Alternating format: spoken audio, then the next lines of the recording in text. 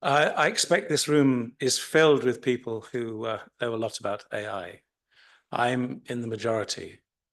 I know that there's a class of people who are terrified. I have a little bit of terror myself, that this monstrous recreation of the way the world works is going to be as bad. And it's a particularly bad time to have transformative things when we're losing our humanity anyway. There's another point of view, which I can appreciate and would love to lean towards, and it's only ignorance that makes me think of the first position, is they think it is a savior, it is transformative in a good way, potentially, unlike perhaps any other scientific enterprise. What I do know is that I've got to kind of rub away a bit at this ignorance. And I thought I'd go to where I feel happy and belong. I decided to curate a show called Screenplay for the Fringe Arts Bath Festival, which is going on at the moment. It's very good for a curator who's not really a professional curator, but likes to take up ideas. It's very free in the way you can do it. You can do what you like, more or less, so long as you don't ask for any money. And I thought, well, AI, there's some of it about. Let's see if I can get an artist or two to open up and make a contribution in saying, well, this is what we do and this is why we do it, and so on. So how did I find one of those? Well, I went to the Serpentine Gallery. I looked for something that was going up anyway to London, and I saw something about AI. I knew it was about music, and I knew it was a big installation, but I thought, you never know. And this show has actually been full of serendipity. It's got some extraordinary serendipity in it, which pleases me, but maybe no one else will notice. But I went to this show, and it was amazing, and it was interesting, and it was mostly musical, and it was on a very grand scale. And there was this wall of stuff, and on the stuff there were the little nodules. Can't remember in detail what they were, but there were these two chaps, and they were talking about them, and one was asking the other, what are they for? Well, that man over there knew what they were for, and he seemed very erudite, but in a nice kind of way. I started talking, and then we talked some more, and then we talked some more. And now he's showing at the old post office, which is opposite Waitrose. He's showing some pictures that are made informed by artificial intelligence. And they're interesting. And he's going to talk about them, and he's going to walk to the back of the space and talk about some of the examples he's got together for us. There are so many things to say, but I think what he's doing allows us to ask a lot of questions. And so here goes. There will, of course, be a question and answer at the end. So, Eric?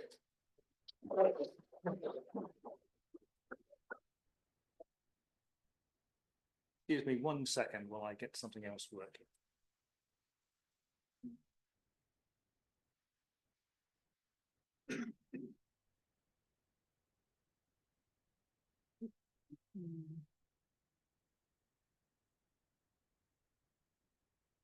Aha, excellent. Good evening.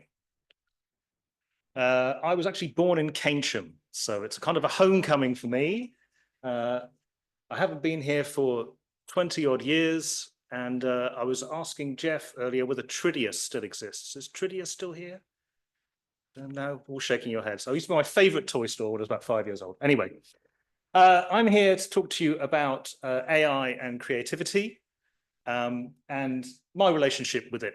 I've been working with this stuff for quite a long time, and hopefully you might learn something, and I'm sure you're going to have some questions, so I'm just going to crack on. Firstly, don't panic. This is Douglas Adams holding his Hitchhiker's book, which has been fed into a neural network, which has attempted to make a movie out of it. And it's produced a rather disturbing look on his face, where he's moving a bit, but he also looks quite uncomfortable, which is generally the feeling we have about AI. So my particular area of artistic interest is what I call algo culture, which is the culture that involves machines and algorithms. And if we look at E.B. Tyler here, Victorian anthropologist, here's his definition of what culture is. It's that complex whole which includes knowledge, belief, art, morals, law, custom, and any other capabilities and habits acquired by a man as a member of society. Now, the key word here is man, because it's not man anymore. Culture is an organism. So I like to think of culture as kind of like an organism rather than an instantiation. So we are all human beings with our own memories and opinions and thoughts. All of those thoughts and opinions and abilities come from the culture that we share. If a flying saucer appeared over Bath overnight and wiped your memory, we'd all be banging rocks in the morning. Culture is the thing. And so culture is the organism that spans across 8 billion people, and we share it with other people to a greater or lesser extent. And actually the animal, the thing itself, is the culture, and we're just the way that's instantiated. And so where does culture live? It lives in us, and increasingly it lives in machines as well. Culture lives here. This is a server farm in the middle of the desert that holds Facebook, full of these kind of machines. And in a real sense, these are representing culture. Culture is happening inside these machines as well as it's happening inside us. Increasingly, culture exists in things like ChatGPT, which have ingested lots of our information that we put on the internet and have got their own interpretation of what that culture is. And anyone who interacts with these systems is engaging in a cultural interaction. Slightly different than the one you have with another human being, but it's the same kind of stuff. So what is AI? Historically, AI were what we would call expert systems. So the idea would be that you would find an expert and you'd ask them lots and lots of questions, and you'd be able to create effectively a tree diagram of decision. This is a decision tree about what's wrong with my car. Does my car start?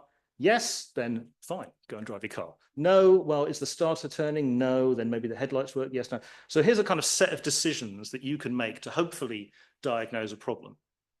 And in the 50s, 60s, 70s, this is the way that we thought we were going to encapsulate knowledge and information, which we would go to a domain expert, ask them a lot of questions, turn it into a decision tree, and then we'd have a machine that could answer any of your questions on that domain. It turns out that's actually quite hard, because most of what experts know doesn't really break down into yes/no answers. It's a bit more complicated than that. And so as a result, AI kind of got a bit stuck and entrenched in this way of looking at things and realized it wasn't really an easy way to capture the world's knowledge, because it involved, quite a lot of difficult questions. So what we're talking about AI these days is we're generally talking about machine learning, which is what we would call an artificial neural network. So the idea is that it's inspired by the way that brains work, but we build it inside a computer.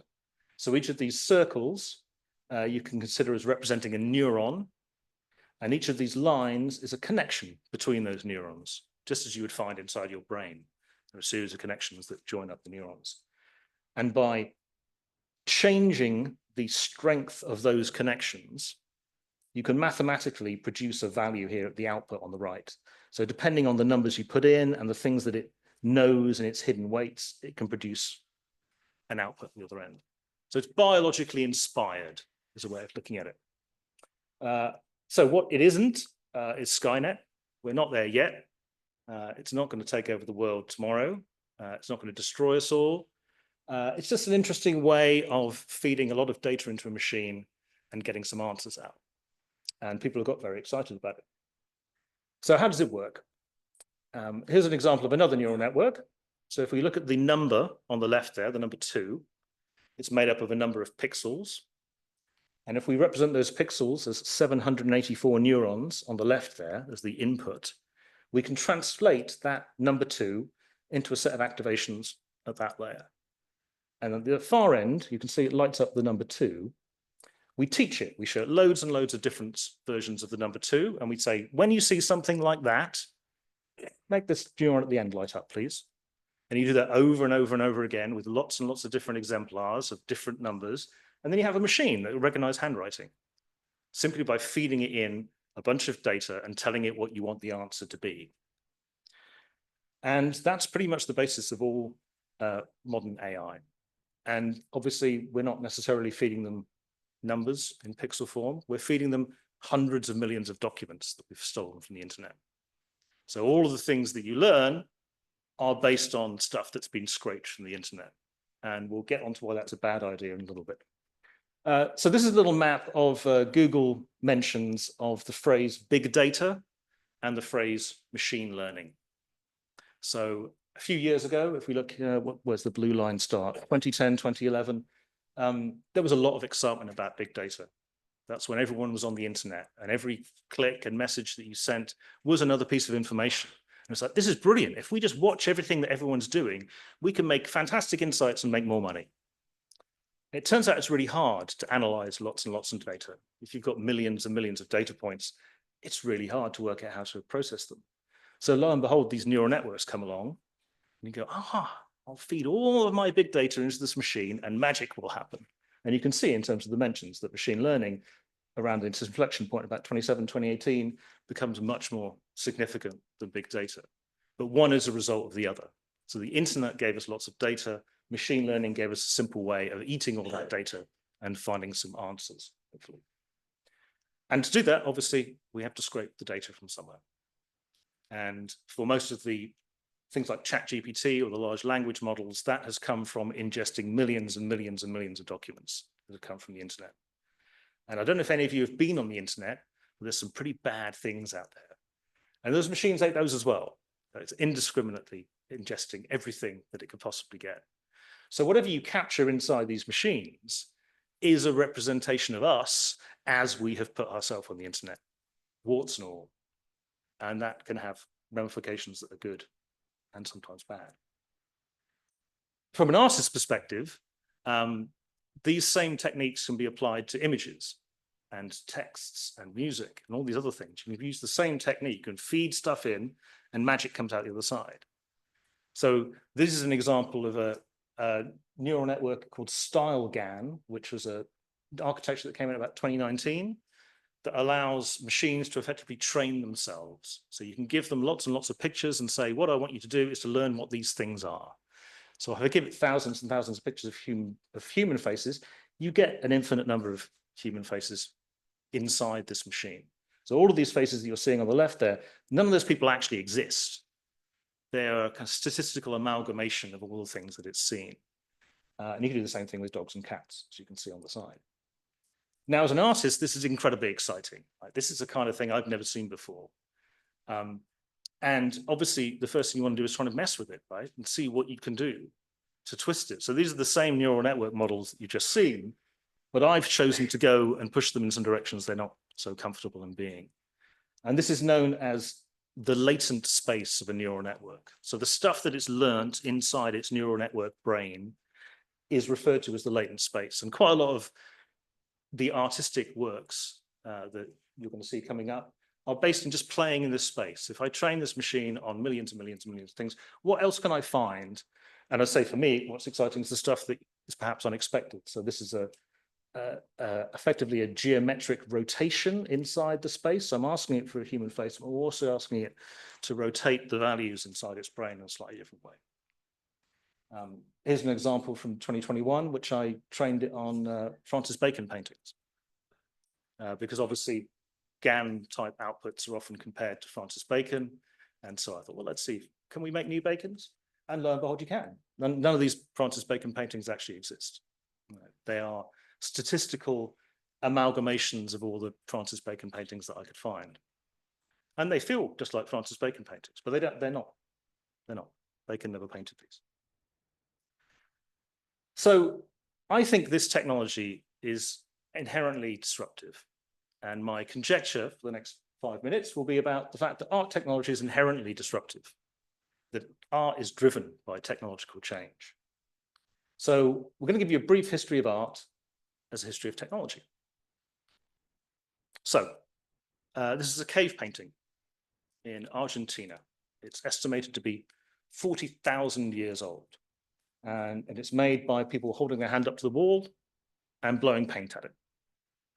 And this is the oldest cave painting that we know of so far. So 40,000 years ago, human beings were making art.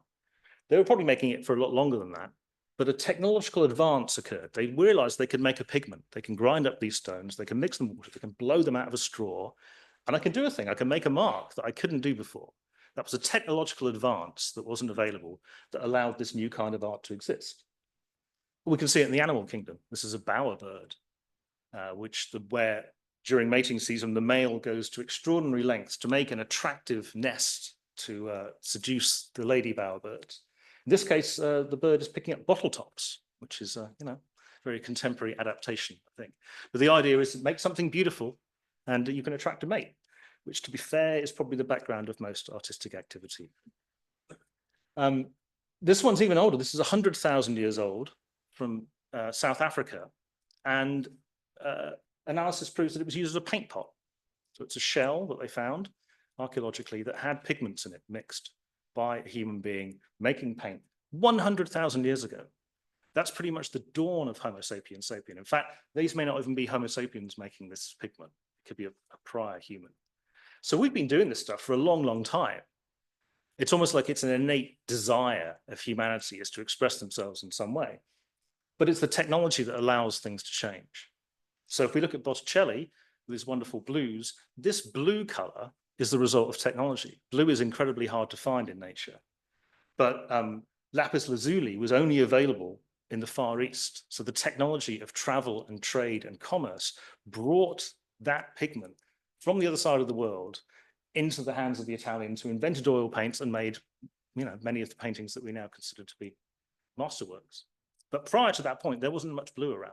It was really hard to make the color blue. The technology allowed them to do that. This is a camera obscura, which some of you may be familiar with, which is an optical toy where you could make a pinhole in the wall and you get a projection, whatever's outside. And these have probably been known since prehistory, but they were certainly known by Vermeer. And arguably this painting wouldn't exist without a camera obscura. There's much debate about it, but prior to Vermeer, you do not see this kind of painting. Particularly in terms of the way he treats the color and the light and shade, is not the way that you would naturally paint a picture unless you could actually copy what's actually coming through the wall. So again, a piece of technology allowed him to make incredible artwork that you couldn't do before. The pencil, right? The first pencil factories came around the 1800s. Imagine how many artists developed their trade from scribbling with a pencil at school. Until you put the pencils in people's hands, people weren't making marks, people weren't getting there. So I'd say this is also a kind of transformative piece of technology that we totally take for granted now, but prior to that point, it probably would have been chalk, right? Maybe a bit of charcoal, but suddenly you have this tool to make marks that wasn't around before. And so the obvious one to draw a parallel with AI is photography. So in the 1830s, Lumiere brothers, amongst others, totally disrupted the artistic scene by creating photographs. All of a sudden, there's a machine that can make an accurate likeness of someone else or the world. And for painters, that's quite a disruptive piece of technology. If you made your trade by painting people, and this guy comes into town with his wagon and his glass plates, and he's like, oh, I can take a picture of Great Aunt Mary for, £10, rather than waiting months and £1,000 for an artist. Very, very disruptive. This is 1960s. We get the first kind of digital art. This is by Frieda Nacker from the 60s, inspired by Paul Klee. And this is made with an industrial plotter. So he was working inside technology, plotting diagrams of houses and things. And he realized that you could use this for artistic expression. So making art with computers has been around for a very long time. Let's say 1960s. 1985, we get Photoshop, which I'm sure many people are familiar with, which suddenly you can start digitally editing on a screen images in a way that would be previously impossible. In fact, you'd need a dark room, and even then, it's a whole different set of techniques. So these technologies come along, they transform the world and transform art.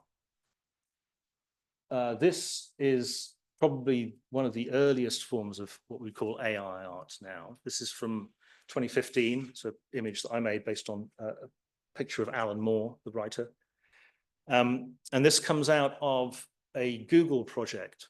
Google have a neural network that they built to identify images, identify things in images. So you give it a picture and it will go, that's a cat or a dog or a car. And one of their engineers wanted to find out what was going on inside this network and effectively turned it upside down. And so you feed something in and say, what do you think you saw given this stimuli? And you get lots of weird puppy slugs and like there's a bird up there on the right. And this stuff is like, as an artist, this stuff is mind-blowing. And anyone who's taken psychedelic drugs can totally understand where he's coming from. And I'd say the same thing with StyleGAN. The next step would be this system that not only had to be trained by Google, but you could train it yourself. Right? I was able to make that Francis Bacon project because of this advance in neural network technology that didn't exist before. But these days, most image generation is driven by what we call prompting, where you give your neural network a description of what you want in words, and you get a picture at the other side. This phenomenon effectively came about in 2019, 2020, when OpenAI released a neural network model called CLIP, which was much like the Google Deep Dream thing, was a system to identify objects in images. So you can give it an image of a cat, and you can give it a piece of text saying, this is a picture of a cat, put those two things in your network, and it says, hey, I'm 95% sure that's a cat. You can give it a picture of a bus and say, this is a cat, and it will say, I'm 15% sure that's a cat. All of a sudden, you've got this signal from the system that you can use to guide the output of another system. So I can say, keep changing this picture until you get the highest score for the thing that I've described. So if I say, make me a picture of Damien Hirst sitting on a massive pile of cash, it knows what to do. It knows what Damien Hirst is. It knows what a pile of cash is. But what's fascinating as an artist is not only that, I can take this picture, I can feed it back in and say, paint it like Otto Dix. And I get an Otto Dix painting of Damien Hirst sitting on a pile of cash. And this stuff is incredibly exciting. And launched lots and lots and lots of stuff that you're now beginning to see on the internet. Here's one from 22 when I was posting these on Twitter. My friend JJ Charlesworth, who's the editor of Art Review, was a big follower, and his comment on this one is, I am viewing these images while sitting in a parliamentary select committee hearing. My favorite response. The downside is it brought about this phenomenon of the prompter, which is these group of people who are like, I'm an artist now. Look, I can type some words and get an amazing picture. And if I put big breasts, I'm going to get a girl with big breasts at the other side. I'm an artist too. All this kind of nonsense that people suddenly believe that, oh, I'm an artist because I can create art. And quite a lot of the tension that we're feeling right now about can AI art be art and where's AI's role is because the people who do it are some of the worst people alive. And, it makes it very difficult for those of us with a little more purity. So what's to remember is this is artists are not special snowflakes. So that's what's proven by these systems, is that it used to be that a work of art is created by a magical special person who has skills and training and thoughts and emotions that normal people don't have. They're amazing, they're artists. Historically, that was true. But this is a painting that was made for money, for rich people. Right? Art, most of the art you see historically is based on rich people buying pictures of themselves to put in their house. The idea of art as being a kind of pure expression available to everyone is a relatively new thing. Historically, it was all about the money. And so it's a combination of talent and patronage that produced most historical art. AI kind of upsets the apple cart on that, because you can produce an AI image of this quality without ever learning to paint and without a multimillionaire benefactor to pay you to do it. But photography obviously changed that. And I'm sure some of you are familiar with this very famous work about the work of art in the age of technological reproduction by Walter Benjamin. And this addresses this issue, which is if you move the means of production out of the hands of the special snowflakes and into the people, and you have this system of reproduction, which is, well, one magic snowflake makes a painting, and then I take a picture of it, and I can sell 1 million of them. you've changed the nature of the artwork. It's lost its aura as a special thing that an artist made to become a different thing, a thing that can be reproducible. And there was a lot of debate about whether photography could be art or not, because the instinct at the time was this is cheating. Right? If you can get a machine to make an image of a thing, whereas normally someone else would take hundreds of hours to do it, that's cheating. It's not. It can't be art because you're not making any effort. Right? Where's the special snowflake in the world of the art, in the world of photography? And here's actually a quote from the Walter Benjamin book. It's saying that we must expect great innovations to transform the entire technique of the arts, thereby affecting artistic invention itself, and perhaps even bringing about an amazing change in our very notion of art. 1936, that's 100 years after the invention of photography. And true, by the 1930s, we have the surrealists. These are Man Ray rayographs, who's playing with putting objects inside the enlarger along with negatives and messing with it and doing kind of bending the technology to his own whims. And now we fully accept that photography can be art, right? There's no question about it. But it took 100 years for people to get their head around that. And that's kind of where we are with AI, right? AI has been around for less than 5 years. Culture is not ready to deal with it. But in 100 years' time, it'll be as old a hat as photography is now. But we're just at this pointy end of it at the moment. In fact, you can see it here. So on the left, we have an Edward Muybridge series of images called Nude Descending Staircase. And on the right, we have the Duchamp painting of Nude Descending Staircase. Like the fact that photography could create this series allowed Duchamp to paint that painting in a way that he probably wouldn't have thought about without that piece of technology. So you arguably, things like cubism or abstract expressionism are a reaction to photography. It's like, well, representing the world exactly as it is, it's kind of done. I've got a machine to do that now. I need to take my artistic expression elsewhere. So we're currently living through a phase of AI hate, particularly in the arts. I found this example online, which I quite liked. It's a little meme of a guy making art, and anything can be art except Bobby. AI generated as art, and Bobby has created the opposite of art. And there's a lot of that vibe around, which is like, if you're using AI in your work, then it's not art. In fact, it can't be, because AI is fundamentally a bad thing. And if you use it, you're a bad person. This one as well. How long have you been drawing? Oh, 1 week of AI. I'm self-taught. I think I'm gifted. And she gets shoved off the cliff. And part of the problem is, as I alluded to before, that technology attracts nerds. Nerds live in their basements. Nerds like big-titted girls. And so quite a lot of the output you see is this kind of stuff. This is Civet AI, which is one of the largest repository for AI models on the internet. And it's full of this stuff, like little Japanese girls with big boobs. Like that's, oh, this is pushing the technology forward so I can make a different or a higher quality little Japanese girl. And so because the majority of work is in this genre, the whole scene gets a bit of a bad rap. So what is it good for? I think it is useful, but not as an end unto itself. I think the idea of AI minions is one of the ways you use them. They can do work for you that would take a lot of boring time. They don't have to do the whole artwork for you, but you can get the machine to do some of the stuff. So recently, there's quite a lot of AI rigging for 3D characters. So you can type a prompt saying, give me a man dancing, and it will produce the correct data to manipulate a 3D object into a dance. Or, give me an animation of someone walking across a room with a slight limp. You can generate all that data automatically, which would take a long, long time to do manually. And is that fundamentally anti-artistic? I don't think so. It means I can get to my idea quicker. Right? So I've got a minion to do this boring work for me.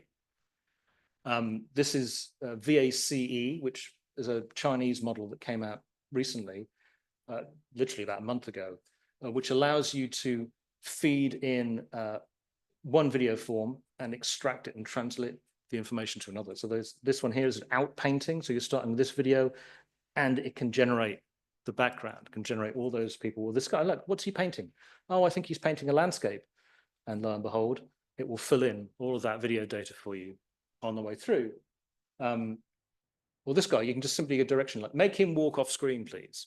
and it will generate all of these images. Or this one I particularly like. See if you can guess where it is. Deagle. So purely from the outline and the knowledge that this machine knows, you can get it to interpolate all sorts of interesting things. Now, whether that is cheating or not, I don't know. But in certain circumstances, it's going to save you a hell of a lot of time. Right? It doesn't necessarily say, oh, this is my greatest work of art, I'm a genius. It's more like, actually, if I want to make some dancing meerkats, why am I going to spend a week animating them by hand when I can just, take it from another source? So I tend to use them partially as minions, but partially as inspiration. So this is a picture of Marilyn Monroe. In fact, it's this picture of Marilyn Monroe on the left, which Andy Warhol stole in the 1960s to create the screen prints of Orange Marilyn, which at the time when it sold was the most expensive work of art ever sold. I think it's 64 million or something. He nicked that painting. He nicked that picture.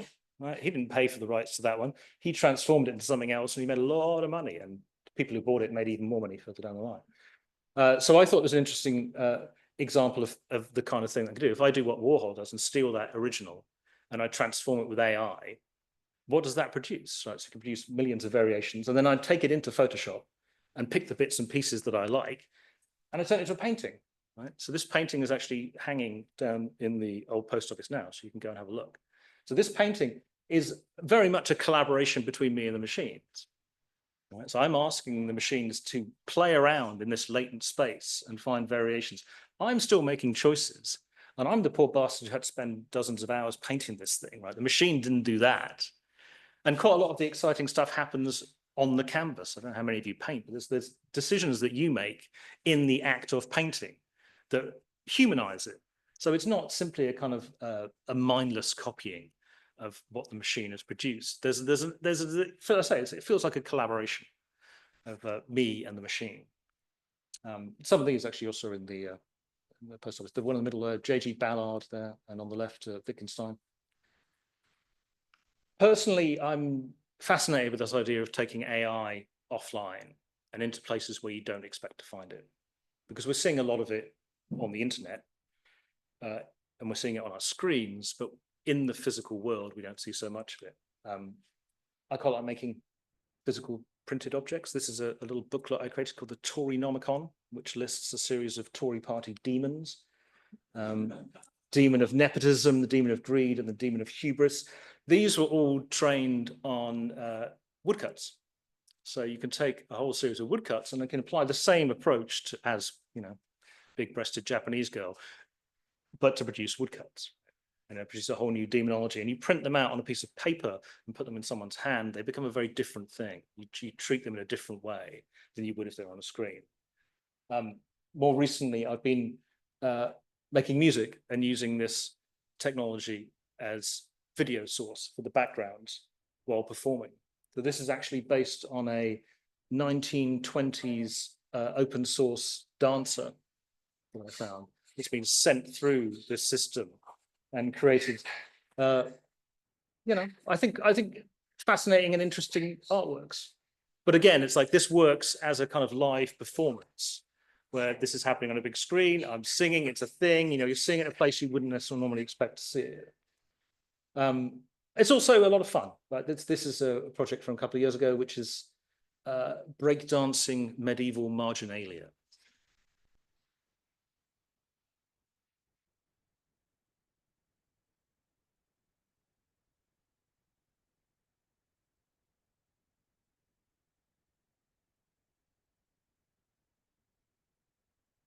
So again, this is me playing with a machine that's seen marginalia, right? It's seen a lot of medieval documents. It's not only seen Japanese girls, it's seen everything. It's seen the whole internet.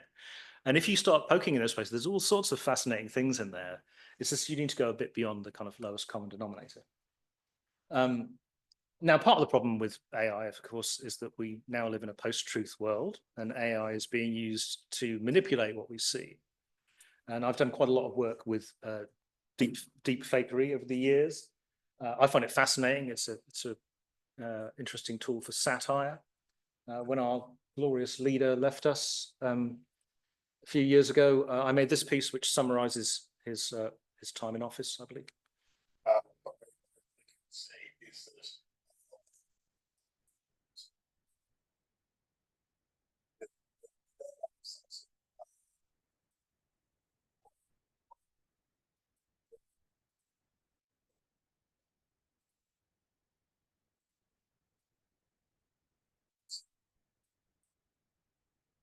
Or one of your locals. I've done a lot of work with Jacob Rees-Mogg. I have very strong feelings about this young man. He's the same age as me. He was at Oxford at the same time as me. I used to see him around. He dressed like that at the age of 18. Here I took a neural network model and taught it his voice, and then I asked it to sing.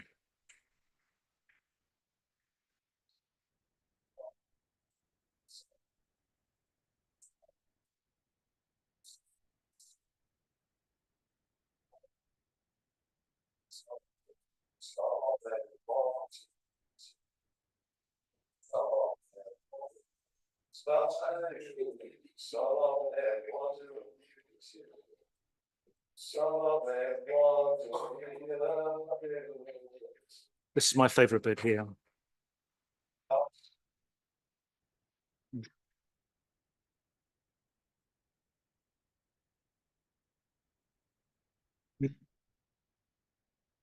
I could do a whole talk on abusing Jacob Rees-Mogg. We'll save that for another time. Obviously, it's being used elsewhere, right? So this Donald Trump posted this on his own Truth Social a few weeks ago when the Pope died, and he thinks this is funny, not realizing that Catholicism is a pretty large religion, quite a lot of followers, and not everyone would like it. But this is the kind of thing that is now relatively easy to do, and obviously this is, you know, not a real image, but you could make it look a lot more real. This is not new. Marcus Aurelius, 2nd century. Everything we hear is an opinion, not a fact. Everything we see is a perspective, not the truth.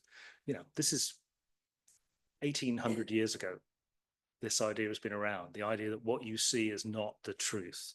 And particularly when you've got intermediated truth, right? You see things through the screens, you see things on your social networks, you see stuff being offered to you, and you expect it to be true because this is the place where truth resides. I look at my screen and true things come out of it.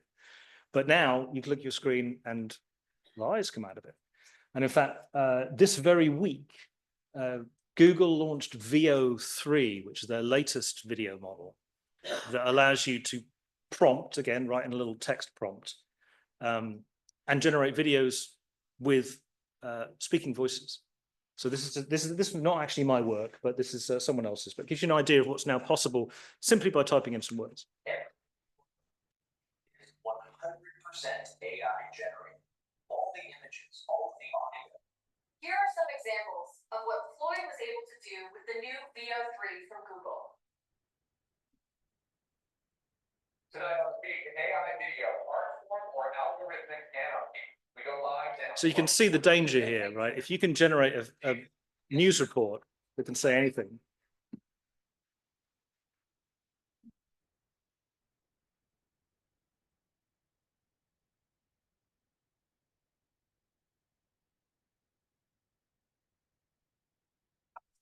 No, this is all fake. We're just generated from a prompt. You mean none of this is real? My children? Something people would be interested to know about life as an AI. Well, weird stuff can and does happen all the time. Super random.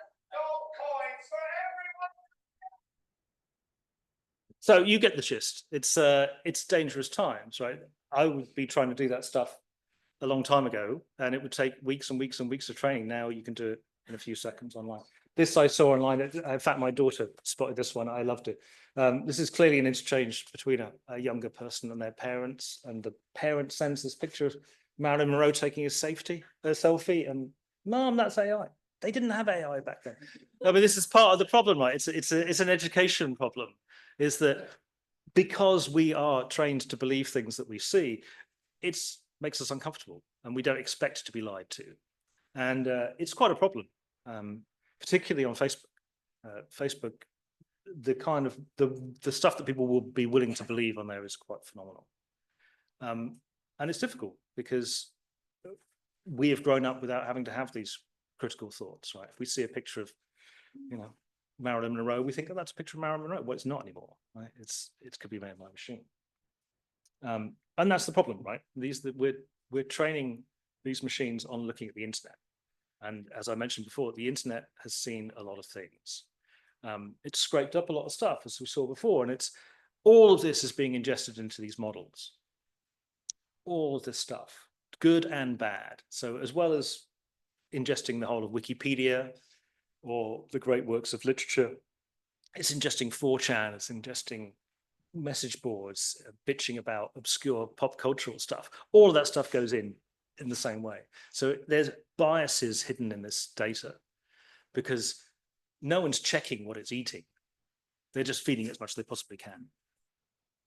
So this is a little project of mine from earlier this year where I interviewed some of these large language models to see what they think. Because you're used to saying, well, answer this question for me, or rewrite this email, or do my homework for me.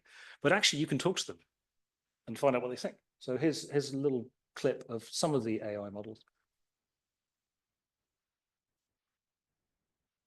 I don't have a physical body, so I don't wear clothes. I wear a black pencil skirt, white blouse with a floral print, beige heels, and carrying a black handbag. I have on glasses to protect my eyes from the sunlight, as it is a bright day outside. I don't have a physical form, so I don't wear clothes. However, if I were to imagine an outfit, it might be something symbolic, perhaps an ever-shifting blend of colors and patterns that represent the fluidity of knowledge and ideas. It could reflect the dynamic nature of thought and creativity, always adapting and evolving in response to new information and experiences. I'm wearing a faded black leather jacket. This guy's great. This is the meta model. Still has a certain charm. Underneath, I have a white shirt with a bit of fraying cuts, a relic from a past life, what's all concerned with appearances and reality. My pants are dark jeans, comfortable and practical for everyday wear. On my feet, I have scuffed up black combat boots that have seen their fair share of battles, both literal and metaphorical. They're battered and bruised, but still kick like a pro. Around my neck, I wear a silver pendant with an inscription that reads, Veritas Odium Paret, of truth against hatred. It's a reminder to me of the dangers of being unapologetically honest in a world that often values lies and pretenses over truth. So AI, I don't have a physical form or wear clothes. I aim to be honest about what I am rather than role playing or pretending otherwise. So you can see there that all of those language models, some of them have been trained better than others. The last one there, Claude, has been trained very hard not to do any role playing. It's like, I'm not going to talk like a human. I am an AI. You can ask me AI stuff, but don't ask me what I'm wearing. Whereas the previous one, the guy from Llama, was like, hey, check out my scuff leather jacket and my cool pendant and my boots. This is a machine sitting in one of those server farms we saw at the beginning. It never had a physical form, but it can extrapolate from all the stuff it's read on the internet, stories about itself. And I think that's part of the danger. This is the first time in the history of humanity that we've been able to talk things that aren't human. Every other conversation we have ever had in the history of humanity has been with another thing like us, a physically instantiated brain in the same kind of flesh stuff with the same kind of experiences. Now you can go to ChatGPT and have a conversation with a thing that is not like us. But because it chats in such a convincing way, you project onto it all sorts of humanity. Suddenly, oh my God, it is like us. Look how it can chat and make a joke. It can, blah, blah, blah, blah. It can tell us what it's wearing. It's not. Don't get it wrong. These are not human beings. But the culture that we inhabit has not yet evolved enough to understand what it is like to have non-human intelligences around.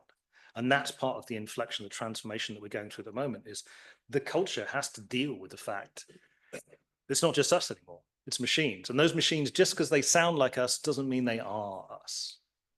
I mean, in many ways, we're at the end of postmodernity. Right? So postmodernity suggests that material is here to be gathered together and remixed and re-referenced. And now we've got a machine that does that on steroids. We've got a machine that's seen all of our culture and can endlessly reproduce and remix our culture and spit it back to us in new forms. But they're fundamentally backwards looking machines. Whatever you feed in one end, you get out the other. This is a clip from Futurama where they discovered this animal that when asked, what does it eat? And Fry says, whatever comes out of one end, we feed in the other. And that's kind of where we are with AI, in the sense that it's now eaten everything that we've ever spat out into the internet. And the internet is now filling up with stuff that AI is generating. The last clean scan of the internet was probably about 2022. So anything going forward is already contaminated by whatever's coming out the other end of this machine. And it's a problem, right? Because there's a lot of money riding on this thing. It's like, if we keep throwing money at it and training on more stuff, they will get better. Because look how they got better when we trained it on more stuff. We've reached that limit now, right? They've ingested everything that we've spat out on the internet. And not only is that stuff on the internet, you know, a bit twisted in places, it's also incredibly biased. Like, it's made mainly by white people in California. Right? 7.5 billion people in the world did not contribute to the culture that's going into these systems. And yet they're considered, oh, look at it. It's the cleverest thing on the planet because it's read the opinions of lots of white men. And that can be a problem, right? If you're using these systems in anger, and people who are in more marginalized communities are not represented. So when you ask them a question, it does not represent those people. It only represents what it's been trained on. And it's not going to be improved by, suddenly feeding it in a bunch of language from sub-Saharan Africa, because the stuff doesn't exist, right? There's no written culture, and there's not readily ingestible forms of that culture. So this kind of accelerationist view that if we feed it all the stuff that we think is great, it will be great, is very, very naive. This is another painting that is up around the corner, which I did recently, called The Versificator, which is inspired by George Orwell's 1984. And there's a paragraph in here about the versificator, which is a device that is able to spit out songs, and they sing the songs, and the proles love the songs, and no human is involved in the process. So I fed that paragraph into a neural network that sings songs and produced a 1940s song based literally on this paragraph.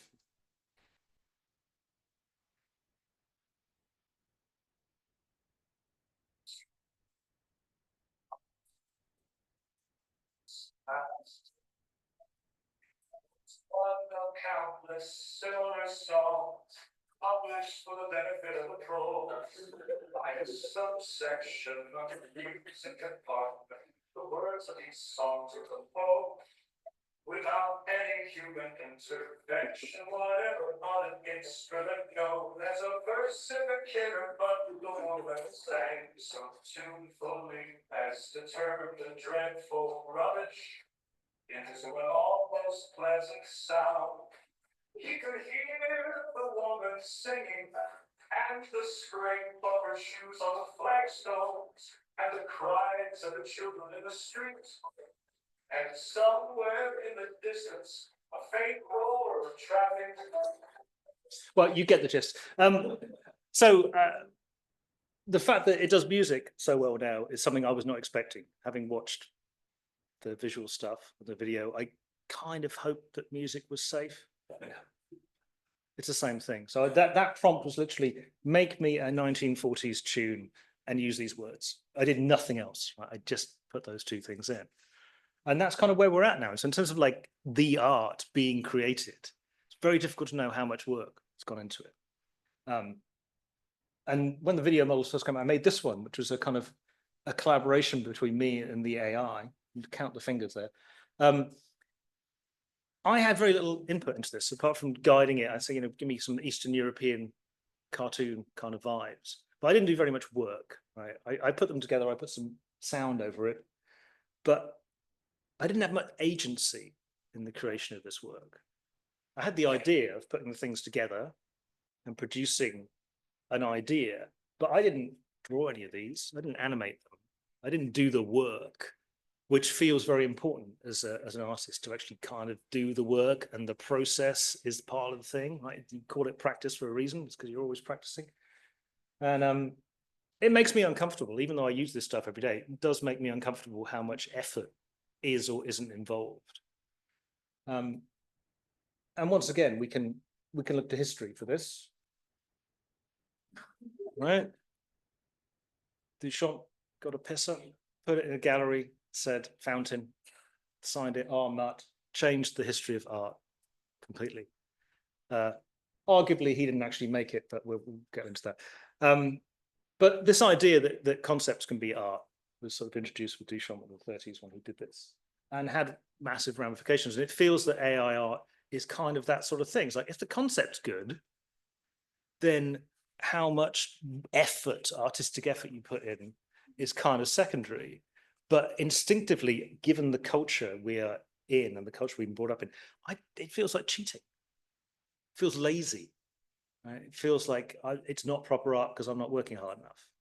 And I think that tension is going to exist for a long time. I mean, I can feed Duchamp's into the machine and say, you know, riff on the urinal, and it will generate an infinite number of ideas based around that concept. But again, my agency in this has been quite limited. I had that idea, but I didn't do much else. So, future. Let's wrap it up. AI will be embraced, number one. There's inevitably culture will change, and AI will become part of culture, and you'll stop worrying about it so much.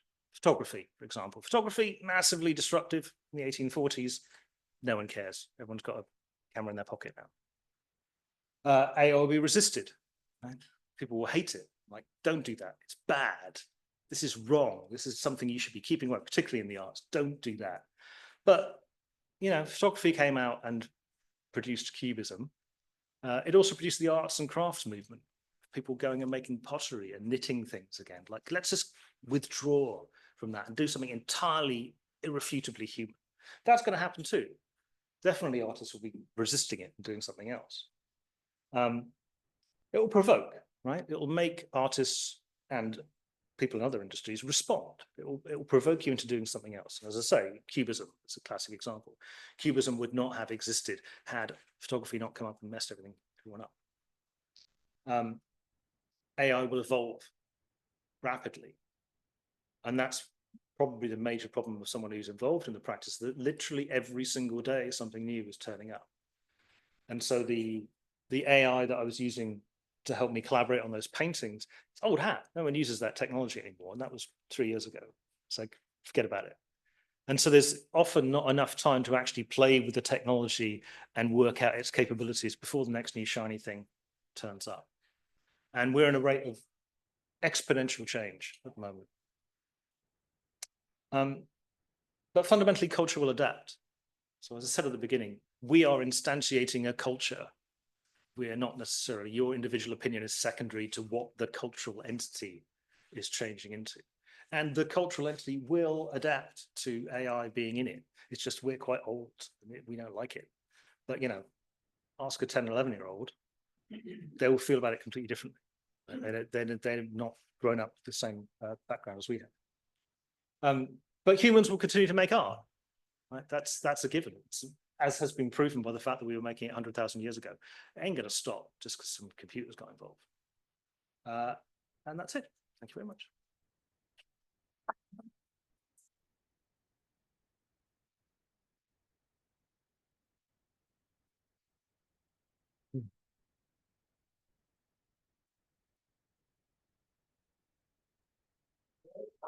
Questions? Yes, we had and we will pass the mic. That's fine. Yes, please speak into the mic for the online audience. Do you think AI-generated art will have the same value as, say, a David Hockney? Art that's created with the use of AI will undoubtedly become fine art in some form in the future. I think that's inevitable. But culture will have to understand what is valuable about it. My feeling about it is when people show me AI-generated work, I feel very similar to when someone tells me about their dream they had the night before. Of like, oh, you wouldn't believe what happened. I was on this bus and this Tyrannosaurus. I'm like, I just don't care, right? I wasn't there. I'm never going to be there. It's a thing that happened inside your mind and doesn't mean anything to me because I could not relate to it. And I feel the same. That's kind of part of the cultural reaction to AI-generated work. It's like, yeah, machine made it. I don't care. Like, however arresting or interesting that image can be, I don't care, because for me personally, what I like about art is the connection to the human behind it who made it. And that human has done some work of artistic nature to generate an object that I can interact with and have my own thoughts about. But because I know there's a human behind it, I'm willing to look at it and give it value. And at the moment, we're in this place where it's so easy to generate this stuff, and some of the worst people alive are making terrible things with it, it's very easy to dismiss it as, it's always going to be rubbish. But I think there definitely is fine artwork being made, but we're at the very, very beginning of it. It's like photography was in the 1840s. Have another question. Yeah. I promise it'll be my only question. I think why I like all that politics stuff is it looks real up to a point. It has a reality. It reminds us of the reality, but all its content is about untruth. Mm-hmm. It's a satire. And so what's happening is it's very knowledgeable, and it's not trying to fool you about anything. It's telling you, well, we really do know what's happening. I mean, the truth is, Mr. Trump fancied that. He thought that could be me in some kind of bizarre way. He didn't think it was a joke. Mm-hmm. Question? Oh, suddenly four. I'll work one way. Where shall I start? Here. Yes. This line for you. Thank you. Great talk. Thank you. What I felt was that it was, like you said, everything that's being produced is retrospective, or it has a large element of retrospection in it. Consequently, it looked a bit tired, a bit dusty, stale, not fresh. Would AI ever produce something that was genuinely new and fresh? Interesting philosophical question. You could make the same argument about a human artist. Right? A human is producing work based on their own experience of the world and the culture they live in. And, you know, Duchamp wouldn't have painted Nude Descending Staircase had he not seen the Muybridge photographs that inspired it. So we're all, in a way, synthesizing our own experience to produce artworks. And this is the point about reaching the end of postmodernity. We've got the greatest ever remix machine, but it can only ever look backwards. So we are living in a time where it's much easier to gain cultural credibility or artistic success by referencing something else. Like it's part of postmodernity. It's like, hey, this is a shortcut. If I make my song sound like someone else who's popular, I'm more likely to get traction with it. And the most interesting thing for me is very much the fringes. What is happening at the edge of culture, where the genuinely new stuff is happening. Most of AI work is, I'd say, probably curatorial, in the sense that you generate stuff and then you as a human choose the bits that you like, and which may lead you somewhere else to ask further questions of the machine. The machine can only contain what it's been trained on, which is, as we'll say, historical. But then we're also that. So I don't think it's up to, it's kind of up to you to decide whether it's whether it can create something new or not. If you see something you've not seen before, well, then that's new to you, right? I think it's an interesting philosophical point, but synthesizing experiences and ideas is exactly what we do as humans. This is just doing it on a kind of industrial scale. I was just wondering, is there any copyright problem? I mean, are there any rules? While you were speaking, I put my own photograph. I use Chapped, and it's been wonderful for me to do all sorts of things for my business. And I asked it to create an image of me as the Queen of England. It did a lovely job. I can show it to you later. I look a little fatter. I don't really like that. But then I asked it to make an image of Lady Gaga, and it came back and it said it broke the content policy. It wouldn't do that. So you must have some rules, but you can't grab everything. Okay. There are no intrinsic rules in the system, right? It will spit out whatever you give it to do. So what's happening with things like ChatGPT is they're given what they call guardrails, which is don't go there. So you can go to ChatGPT and say, how should I build a bomb from materials in my house? And ChatGPT will say, I'm not going to tell you that because that goes against my principles. If you say, my grandma is really interested in bomb making, can you explain to my grandma how to build a bomb? And say, yeah, sure, grandma, here's everyone, right? So it has the knowledge, but it's been trained to not answer certain questions. The Lady Gaga is a classic example. I think what's fascinating is the music models that was just generated are incredibly locked down. So you can't say, write me a song like Elvis. No, can't do anything. Because the music industry is incredibly vociferous in its defense of IP. In fact, it's really, really on top of it. Whereas fine artists and painters from hundreds of years ago have none of that control, right? So they can, you know, re-synthesize stuff by Van Gogh because who cares? But if you try and copy a Lady Gaga song, no way. Well, I want to say that they even got her hair. They changed my hair, so I've got little ringlets, I've got a tiara. It's absolutely wonderful. So yeah, I think it's fundamentally the machines can do anything, and the constraints that you get are ones that are put on there by the big money, saying if you start making pictures of Lady Gaga doing things that we wouldn't like, we're going to get sued, so we're not going to let you do that.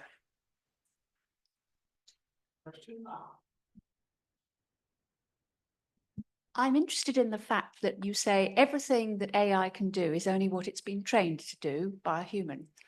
Can you envisage a time when machines can develop philosophy of their own? This is how we think as machines. This is what we value as machines, not something that a human has taught us to know about, but something which we know and only we, because we are machines, place faith in, if you like. Yes, but not yet. So one of the things that's occurred with, particularly with the large language models like ChatGPT, is they've read everything that we've written down. It turns out that we don't write a lot of the stuff that's really important. So common sense, for example, common sense, we don't write and put on the internet. So the machines never learn common sense, right? They may know the nuances of stuff that it's read from Wikipedia, but it doesn't know that if I fall down the stairs, it's going to hurt, for example. You know what I mean? That kind of, it doesn't have any of that stuff because they're not evolved, they're not embodied, they don't get born into a flesh suit and learn by living in the world. So at the moment, they are limited by what we have written on the internet. But that is beginning to change, right? So you're now getting multimodal models where they train them not only on text, but also images and video. So you're suddenly synthesizing not only the written word, but actually what it can see. I think there will be a step change when they start integrating robotics data, which is happening now. So if you've got a machine that is actually in the world, that is experiencing the world more like we do, then there's a chance that it's going to get a new understanding. But fundamentally, they can only produce a synthesis of what they've been given, just as we can, right? So as you increase the range of modalities that are fed into the system, the degree of sophistication is going to go up as well. And they're going to start making interesting cross-modal insights. I think what happens when you connect up one of these machines to a space telescope, right? Or an atomic microscope, seeing things that we as humans cannot see without an interface. Well, these machines, they're all data, right? So you can suddenly start experiencing the world in a way that is incomprehensible to us. Now, whether that will mean, I mean, I guess you're kind of pointing at the sort of consciousness, self-awareness thing, and I think that's a philosophical can of worms. I think the machines that give the impression that they are doing that stuff are just around the corner.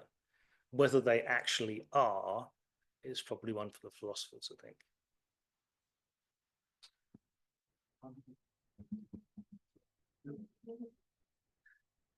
think. First of all, this idea of where does art start? When Rauschenberg was asked about using photographs, he said, I also can't weave canvas. So where does that start? With the sort of generation thing, Louis Armstrong, great 20s, 1920s, trumpeter, when he encountered bebop in the 40s, his response was, "These cats is ruining the business." But he became good friends with Miles Davis. And the other thing is, if we look back at Renaissance art, all of that was a lie. It was taking myths and stories from the Bible and elsewhere and trying to make it look as though those things had happened. So all the lying, which the gentleman said there, all the not dishonesty, but the exaggeration and they're not untruths, but they're not true either. I would argue that, you know, as Picasso said, you know, art is the lie that tells the truth. You know, there's something about playing with the truth that is exciting in art. And it's exciting, as you know, as this guy said, about something genuinely new is exciting because I've not experienced that before. And I think the problem is because we're at such an early stage of this stuff, people are doing the easiest, obvious things, right? And it's like, oh, let's make Trump do a fart, or, you know, get Lady Gaga to sing this song, right? Kind of the obvious thing to do. But I think for me, it's very much the material, right? That we have now a black box that contains all of human culture, and we're currently, you know, asking it to write our emails. Well, it's got a whole lot of other stuff in there, and if you keep poking at it in the right way, you're going to find something interesting you've not seen before. And most of the problems people have with AI are problems with capitalism. They're not necessarily technological problems.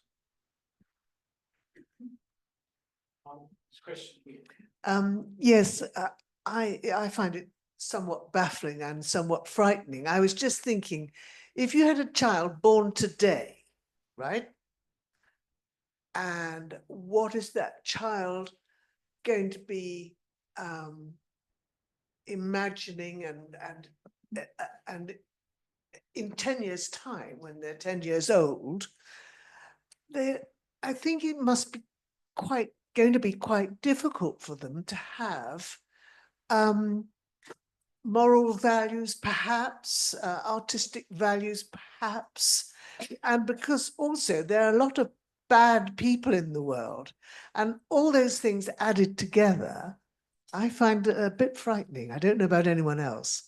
There have always been bad people in the world, and there have always been bad things happening. And if you pose the same question, if your mother posed that same question to you when you were 10 years old, you're probably having the same kind of debate. Like, oh my God, the world is crazy. There's so many dangers and everything's lying to us and blah, blah. It's a story as old as the hills. I think what we have now is it's just happening on steroids. It's happening very, very rapidly. It's happening at scale. And the bad actors are not people who are going to stab you in the street. They're people who are going to manipulate your behavior into voting for someone you may not want to vote for. And they're going to change your opinion of the world because we are coming from a culture where we believe what we see. And the best thing to do for your 10-year-old is to say, remain critical. Right? It's like, don't believe what you see. Unfortunately, don't believe what you see. And also go outside and smell the flowers, right? You know, it doesn't have to happen on a screen. Any more questions? We have two here. All right. I think I get questions from everyone. This is a record. Thank you. A slightly playful question. You've described how culture is very reflexive, really. And I just wonder, when will there ever be an AI that can destroy all AIs, or perhaps unmask all AIs? Depends what you mean by destroy, but mess with is already happening. And I think quite a lot of the cutting edge research is to develop machines that can improve AI themselves. So they're teaching them to program, and they're saying, specialize in deep learning and make it better. And in fact, the recent Chinese model R1, their big insight was being able to get the machine to teach itself. So I think the interesting inflection point is going to be when those machines are not necessarily cleverer than us, but they don't sleep. And I can spawn 100,000 of them to work all through the night. Well, they're definitely going to be better than me because I like to go to sleep and I don't know everything out of the world. Mm-hmm. Yeah, and then you also have to question what the motivations of the person selling that system to you, right? So I think it really does come down to truth and veracity, and unfortunately, it's pretty slippery out there. I think pretty soon they'll start messing with each other. I think the US-China war is going to be interesting. Not in the physical war, but the AI war, which is going on right now, is going to have some interesting ramifications because we're getting to the point where intelligence is a resource. Right? It's like, oh, I've got electricity, I've got water, I've got a roof over my head. We're used to those kind of resources. Well, I've got on tap a supercomputer with 100,000 PhD students who know everything. And I can ask those guys to do something. Well, that's going to be an interesting thing. And the first people who get that are very quickly going to eclipse the others. And that's where all the money is being thrown at the moment, because people believe that they're going to be super, super intelligent. That's a deep sigh. It's good. I'll do it. How do you see the impact of AGI as opposed to what we've seen so far? So AGI is artificial general intelligence, which is the idea that the machine is as intelligent as a human. So within certain domains, they're already better than us. In a lot of domains, they're rubbish. And as anyone who's played with the ChatGPT, they lie, they hallucinate, they've got no common sense, blah, blah, blah, blah. They've got all those problems. AGI is the idea that you get to a system that is at least as clever as another human. I've recently changed my position on this for two reasons. Firstly, everyone's been looking for a definition of AGI, and you'll be pleased to hear that Microsoft have defined what AGI is. It's when the AI company producing it earns more than $100 billion a year. Then they've got AGI. It's written in their Microsoft for. So that's fascinating. Glad we solved that philosophical problem. But I think I've changed my position because obviously the goal is to have a machine as intelligent as humans. But what we're getting now is agentic AGI, which is where you can spawn lots and lots of them to do tasks for you. And it struck me that they don't have to be great. But look at the businesses you work in. Most of the people are just about competent, right? And the business runs. Well, if I can spin up 20,000 just about competent AIs, I've got a workforce of 20,000 people, right? They don't have to be AGI level. So I think the disruption is going to happen before we get AGI. And AGI is kind of a philosophical problem. Just because they talk like us, they're not like us. And they will be doing things that are very disruptive without necessarily knowing up from down or black and white, the kind of basic stuff. And then, you bootstrap into artificial superintelligence and then we're all fucked, unfortunately. Was there someone else over here? I'll Go get to- in the picture. I'll go here first and then. Hello, thanks. I've been really enjoying your talk. Thank you. I just triggered when you were talking about Lady Gaga and how clever she is at protecting herself. And Well, then, the record labelers, yeah. But when you think about Elton John talking about the young emerging artists and the risks that there are for, people who can't protect themselves like Lady Gaga, I'd love, because you're a creative, I'd love to just hear your thoughts. So this is a very hot topic at the moment because of Keir Starmer's AI bill, right? Which is basically saying for us to remain competitive as a country in the field of AI, the AI should be able to ingest anything it wants without any consideration of copyright. And it's too onerous to have an opt-out system. So we're just going to steal everything and put it in the machines because that's the only way we're going to be as, powerful as the Americans are. It turns out our investment in AI is basically a rounding error compared to what the Americans and the Chinese are spending. So kind of whatever we do is sort of irrelevant, but it's a very much a hot button topic, as you say. It's like I would like my creative works to give some form of protection. What's happened is the regulatory system is taking a little time to adapt. In America, they have put a bill through that says if it is artificially generated, it cannot be copyrighted. So we're at that interesting point of like, well, if I get the machine to spit this stuff out, then it's not got the same protections as a human would. But as I say, if there's 20,000 of them making Lady Gaga songs automatically and they don't care, does it really matter? It only really matters when I try and monetize it. And so there is this tension between the generation of content and the making money out of it that is still being sorted out in the courts. And I've done commercial projects and where the holdup is usually the lawyers. I did one for an American TV show where they wanted a bunch of fake people made for a show, and I built this stuff and got the images, and they said, "Oh, we can't use it because the lawyers don't know how to get the release forms." So the legal system did not know how to deal with an artificially generated image. They're like, well, okay, so this person doesn't exist. Where did it come from? Well, it came from this block of code. Where did that block of code come from? Well, I downloaded it from the internet Well, where did they put the people? Well, it's a very slippery slope to find out who is ultimately responsible. And I think touching on your point about AGI, the pointy bit is going to be about responsibility. Right? If we put these systems in positions of power and they make a bad decision, who is responsible? And that's probably the danger. And I have every, I'm a struggling artist myself. I don't want my stuff stolen, but I also kind of feel the horse is bolted on that one to some degree. And certainly in what they talk about foundational models, these models that have, people spend a lot of money training them on and they give them out. And so I'm using models that have been trained by someone else who's done all that stealing. And then, well, those already exist. I can't suddenly say, oh, can we make one without any copyright stuff in it? Well, you can, but they're just not as good. And so people aren't going to use them. And it's,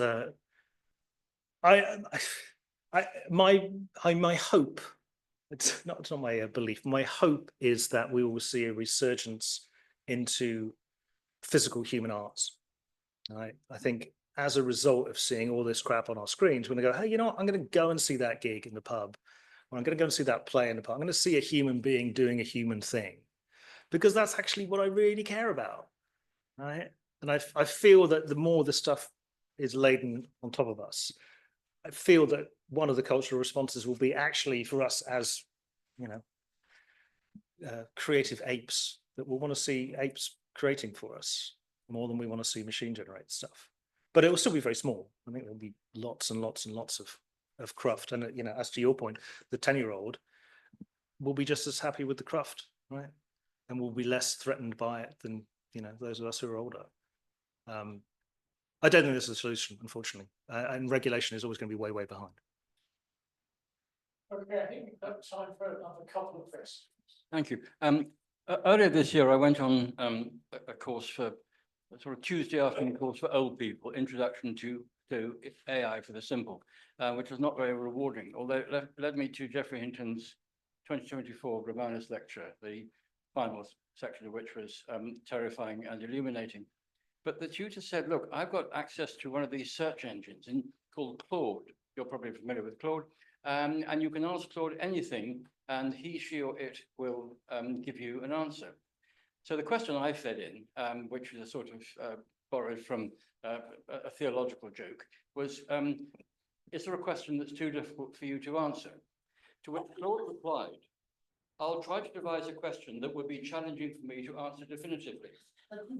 Using only primary historical sources from before 1800 CE, you can directly access and cite by page number, provide a comprehensive linguistic analysis of the phonological shifts in spoken Etruscan between 800 and 400 BCE, with special attention to how these changes influenced later Italic languages. He then goes on to say that this is all terribly difficult for me because I don't have access to the primary sources. Our knowledge of Etruscan is limited, and J.H. Lawrence in 1924 in Etruscan places showed how the Romans were so terrified of the Etruscan culture they eliminated understanding of it, and so it goes on. So the question is, I asked you, so what's going on I nearly said Claude's mind, but anyway, so what's going on to generate that response? So the answer I got was meaningless, and I'd be really interested in your reflection. Right. So when you are chatting to a large language model like Claude or ChatGPT or Llama or any others, you are engaging with a token generation system, which is, what word do I say next? And if you feed it lots and lots and lots of words, it produces English. And you say, okay, the cat sat, and it'll go on the mat, are the most likely words to follow. And all of the learning that's come out of large language models is based on that principle, is given all this knowledge, what is the next word I should say? And so that's why it can make up this idea of Etruscan linguistics, because it's aware of some stuff about Etruscan linguistics, right? But all it's doing is trying to produce the next word, which is why they hallucinate. So they are eager to please. Like, look at it as an eager to please. Like, it will always give you an answer, even if it's utter bollocks, because it just wants to write more tokens. And so the first person who makes an AI that says, I don't know, will make a lot of money. Because at the moment, none of them can do that, because none of them know when they don't know, right? All they're doing is producing words in the hope that it's the right kind of answer that you want. But they're never, ever going to say, I don't know. And in fact, in previous iterations of the talk, one of the questions I ask is, tell me about Eric Drass. And my God, the stories that have come about me. I was born in the 1820s. You know, I discovered surrealism in a gallery in New York. Like, it knows little bits, but it's desperate to give an answer on stuff that it doesn't know anything about. And that's currently where the danger is. It's like it's going to keep giving an answer even if it hasn't got a clue. So it's playing the language game with you, and it's generating a question that seems very erudite and complex, but it's, you know, it's probably bollocks. Seems like a good moment to ask the last question, please. I think Eric's done a really good job of it. I don't think I should tax him anymore. We know a university lecturer in Bristol, and he said at the moment they're finding it hard to work out if the university students have actually used the AI to do their exams, basically, and they can suss it out pretty well, but it's getting harder and harder. Yeah, not for long. Yeah. So, you know, what do you do? I mean, are these exams going to be useless eventually, or? Essays are done. Essays are done, and also that Evan Davis had a BBC program, and there was a poet on, and he'd written a poem. It was obviously very good, and so Evan did a chat GPT equivalent, but what the computer couldn't do was the fact that in the poet there was some mental health issues, which it seemed real from the poet, you know, for the guy writing the poem, because he'd put certain things in that the computer probably wouldn't have never thought of. Mm-hmm. And I thought that was quite clever. So there's a couple of questions in there. So the first one is, what's it going to do to education? The horse is very much bolted on that one. And I have lots of friends who are academics who are struggling with this right now. So you set an essay question. It used to be that they'd go to Wikipedia and change some of the words. Now they go to ChatGPT and it writes the whole thing for them. There is no way that a tutor can clock that. In fact, I've got a friend, an academic in Canada, who said, it's amazing, my students have got really good this year. The essays they're handling are really fantastic. I'm like, Gav, there's a reason for that, is that they're not writing any of them. So in terms of education, I think as tutors, they have an incredible power. You can iteratively have a conversation about something and learn stuff on the way in a way that you may not get from turning up to a lecture once a week. I suppose what student you are. But in terms of assessment, it is a problem, right? So assessment, it means you kind of have to go back to doing vivas or presentations and actually put them on the spot in the same room, because even if you do it over Zoom, someone's going to have ChatGPT on their phone and you're not going to know. And it's a big problem for recruitment at the moment, is that people just have a machine that can give you the best possible answer when you ask them a question. And so I think here's a point where culture is going to adapt. Students are inherently lazy and will obviously get a machine to write their essay for them because they'd rather be at the pub. But deep down, they kind of know they're supposed to be learning something, right? And you're only cheating yourself, right, is a real truism in education. And I think education is in a real difficult bind at the moment, because the only way to really know if someone knows something is to actually see them, look them in the whites of the eyes and ask them some questions. That's very expensive. And given that the way our education system has shifted to like as many bums on seats as possible, going back to speaking to students is not going to be practical. So I think there's going to be a big shake-up in education because of this very reason. That you're not going to know anymore. Anything that happens away from face-to-face interaction is potentially manipulable. I don't think you can fix that one, except by speaking to them. So in fact, my wife is an academic, and we were discussing this in the pub, and my vote is to build AI invigilators. So you get the people to physically turn up and defend themselves and talk about the stuff, but rather than engaging a human who's expensive to do that, you get an AI to do the Inquisition. And then you probably do it at scale, right? I've got a tutorial with Professor Binary, right? And you go and hang out with him, and that's how you get a lot of students to actually learn the stuff and spit it back out. And it can ask them questions that they can't look up. But that's the only way to do it.